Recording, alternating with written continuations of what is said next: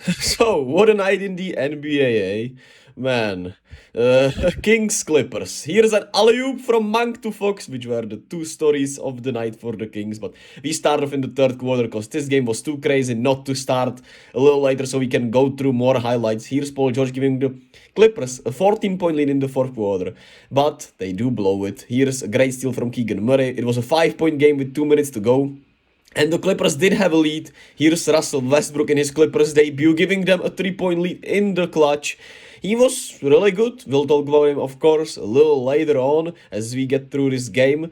The Kings did respond instantly with an easy layup for De'Aaron Fox, and it was a one-point game. Of course, they fouled, and it was a free throw game. Here they ran a good play for Malik Monk, who was on fire. He hits the wide-open three-pointer to tie the game with 1 second to go. The Clippers don't get it done, of course. It was a really bad executed, in my opinion, play, and I don't understand how Norman Powell was in there. Here's Paul George missing a free throw, but a tip-in goes in. It was a 6-point lead once again for the Clippers in the overtime. But as the story goes this night, De'Aaron Fox, the clutchest player in the league, ties it instantly. They run it back as soon as possible. Double team on Paul George to end the overtime.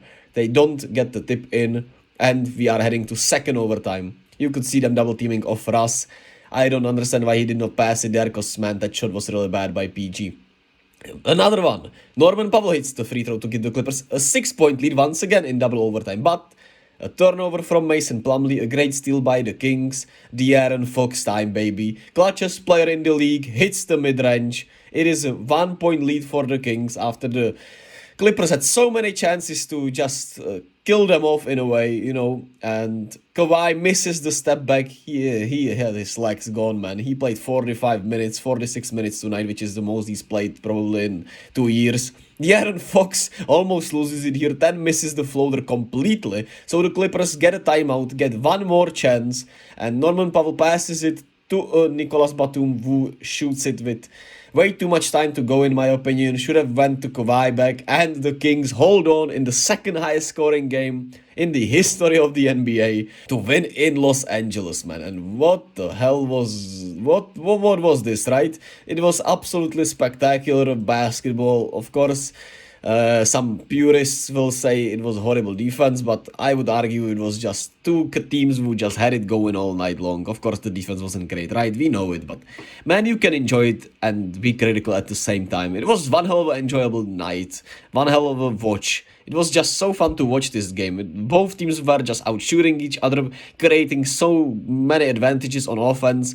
The defenses weren't great, of course, just like in that play to end the regular time when Malik Monk tied the game. I don't understand how Norman Powell is in the game and not Terrence Mann instead of him, and I don't understand how he loses Malik Monk, who was on fire throughout the whole night. He had 45 points and 6 assists off the bench, 15 of 24 from the field. I mean, he was spectacular. The same goes for Chimezie Metu. He was really good off the bench. Trey Lyles, Davion Mitchell, and Terrence Davis, scored, of course, because, I mean, if you didn't score in this game, you're not scoring in the NBA ever again. But they weren't great. De'Aaron Fox had 42, 5, and 12. Great night from him. 5 steals to add to it.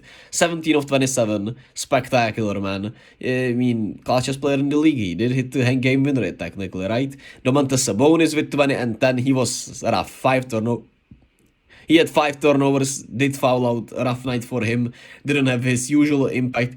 Keegan Murray was 7 of 12, he was spectacular. I really enjoy how he's been playing throughout this run for the Kings. Then the Clippers side, right? Russell Westbrook played his first game, he had 17 points, 5 rebounds, 14 assists, 7 turnovers though, and fouled out.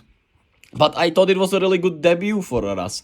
The turnovers were killer in the end. They had 25 turnovers on the night, which of course doesn't help your case, and it was probably the bigger reasons why they lost, but you could argue that they should have been better defensively, should have closed these nights out, but at the same time, they didn't close these games out when they had those, small leads in overtimes, small leads in a way, but that 14-point lead in regular time when it was like 5 minutes to go is gonna be a little rough to sleep after, but yeah. It was intriguing to watch Russ there, and I thought they used him really well. I thought it was just a good performance from Russ. And Kawhi had 44 points. He was really good through the first 3 quarters, then he got double teamed a lot and couldn't do as much as he did throughout the first 3 quarters, was still really good. Marcus Morris played way too many minutes. 25 minutes is too much for a Marcus Morris who is just not that impactful as he used to be, in my opinion. When you have a Terrence Mann off the bench who had 10 points in 17 minutes, 4 of 5, he's one hell of a defender, 3 rebounds, 4 assists. You have to play more than 18 minutes for fuck's sake, man. Ty Lue, what the hell are you doing? And he even talked about it. A lot of Clippers fans were mad for that. And he didn't even go. He didn't even go to him when Russ fouled out in the double overtime. He went to Eric Gordon, which I did not understand really. He was okay offensively, of course, but he wasn't great tonight. Eric Gordon, that is, and Terrence Mann was. So Ty Lue had some blunders. Ty Lue had some real blunders, to be quite frank with you. Paul George had 34, 10, and 5. Solid game from him, but he had a limitation, so he couldn't play. Well, not a limitation. He had a minutes restriction, so he couldn't play in the second overtime, which was intriguing. They didn't let him in when they have had the 6-point lead with a minute 50 to go in double OT. And yeah, that's just the Clippers story, innit? So, crazy night, man, crazy night. Norman Powell had 24 off the bench. Nicola Batum had 19 off the bench also. I mean, what more to add, man? This was the game of the year probably in terms of just pure entertainment, man. This was so entertaining to watch.